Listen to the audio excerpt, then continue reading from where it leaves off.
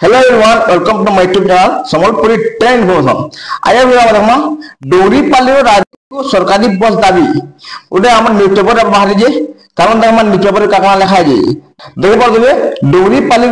राजधानी को सरकारी बस दाबी सरकार बदली जाइछि डबल इंजिन सरकार चालू थिबा बेले डोरी पाली सोनपुर किंबा राजधानी भुवनेश्वर को कौन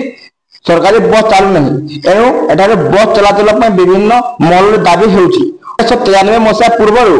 डुगरीपाली ब्लॉक अविभक्त बलांगीर जिल्ला रही नूतन जिला भाव सुवर्णपुर नाम आत्मप्रकाश कला तत्कालीन मुख्यमंत्री सोनपुर पूर्वतन विधायक स्वर्गत कुंदर कुशल नूतन जिला गठन में प्रमुख भूमिका रही डुगरीपाली बिरका तरभा सोनपुर बीरमहाराजपुर और ओलंडा ब्लॉक को नहीं गठित जिला गठित होता डुगरीपाली ब्लॉक सदर महकुमा बलांगीर दूरता 40 किलोमीटर एवं उपांत कंदुमुंडा भीमटिकिया रामपुर लिगमानी अंतर प्राय 55 किलोमीटर पाखापाखि बलांगीर को बस जीवा आसबार सुविधा थिबार गोटे दिन काम सारी लोक फेरी आसुदिले सोनपुर जिला हेबा परे ए ब्लॉक सदर महकुमा 60 किलोमीटर और उपांत अंचल 75 रु 80 किलोमीटर दूरता रहुछि सकाले गले संध्यार काम सारिबा फेरिबा मुश्किल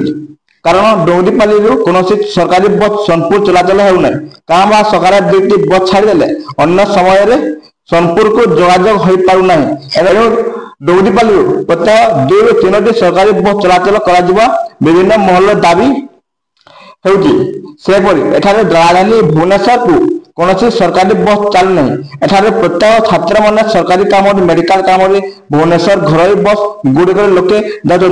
मन इच्छा बस भड़ा लगा जाऊँगी एने डोंगरीपाली सरकारी बस चलाचल डबल इंजिन सरकार पाखे लोके दाबी करंचल बृहत्तर स्वास्थ्य दृष्टि सरकार एप्रति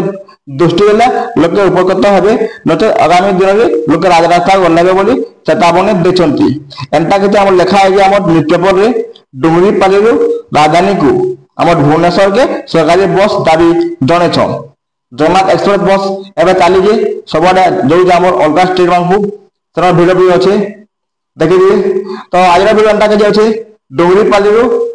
राजधानी को सरकारी बस दाबी जनेछ तो यदि वीडियो भल लाइक करेंगे कमेंट करेंगे सब्सक्राइब करेंगे थैंक यू।